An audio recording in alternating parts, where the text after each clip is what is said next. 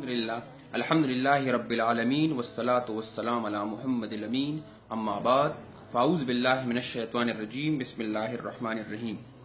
میرے عزیز مسلمان بھائیوں، آج ہم بات کریں گے کچھ ناموں کے بارے میں جو کہ ہم مخلوق کے لیے استعمال کرتے ہیں، جو کہ ہمیں نہیں کرنا چاہیے۔ سب سے پہلا نام وہ ہے غوث اور غوث العظم۔ ہمیں سمجھ لینا چاہیے کہ یہ غوث اور غوث العظم کا مطلب ہے سب سے بڑا فریاد رس۔ تو ظاہر سی بات ہے کہ اللہ تعالیٰ سے زیادہ بڑا فریاد رس اور کون ہو سکتا ہے۔ اللہ تعالیٰ فرماتے ہیں سورہ انفال سورہ نمبر 8 آیت نمبر 9 میں، استستغیثون ربکم فاستجاب لکم، جب آپ اپنے رب سے فریاد کر رہے تھے تو فریاد کو قبول کرنے والا اللہ تھا۔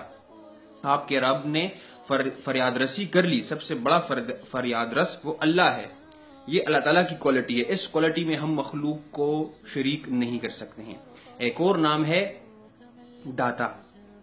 ہم مخلوق کے لیے لفظ استعمال کرتے ہیں۔ اللہ تعالیٰ فرماتے ہیں سورہ آل عمران سورہ نمبر 3 آیت نمبر 8 میں، انک انت الوہاب، بے شک آپ ہی وہاب ہے، آپ ہی داتا ہے، آپ ہی گنج بخش ہے، یہ خزانے آپ ہی کے پاس ہے، آپ کے علاوہ اور کسی کے پاس نہیں ہے۔ اور ایک اور نام ہے دستگیر۔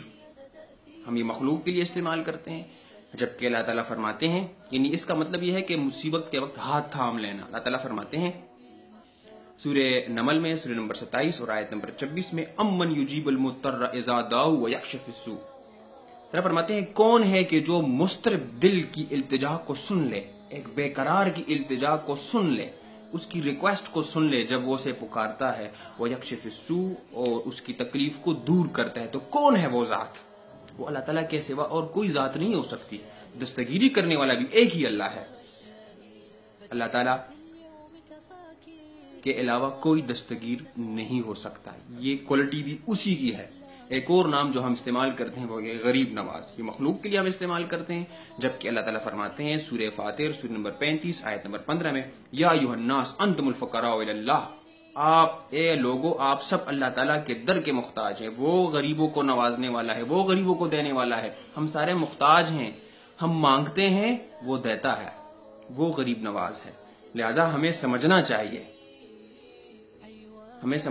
یہی توحید ہے۔ اور ان چیزوں میں یہ جو سارے نام میں نے لیے، ان کاموں میں اللہ تعالیٰ نے کسی کو بھی شریک نہیں کیا۔ یہی تو توحید ہے، یہی تو ہے کہ لا الہ الا اللہ، کوئی غوث نہیں ہے، کوئی داتا نہیں ہے، کوئی دستگیر نہیں ہے، کوئی غریب نواز نہیں ہے۔ نہ کوئی درخت کچھ کر سکتا ہے، نہ کوئی داغا کچھ کر سکتا ہے، نہ کوئی تار کوئی کر سکتا ہے، نہ کوئی بابا کر سکتا ہے، نہ کوئی جادوگر کر سکتا ہے، نہ کوئی بڑے سے بڑا بزرگ کر سکتا ہے، نہ کوئی ولی کر سکتا ہے، نہ کوئی قبر والا کر سکتا ہے۔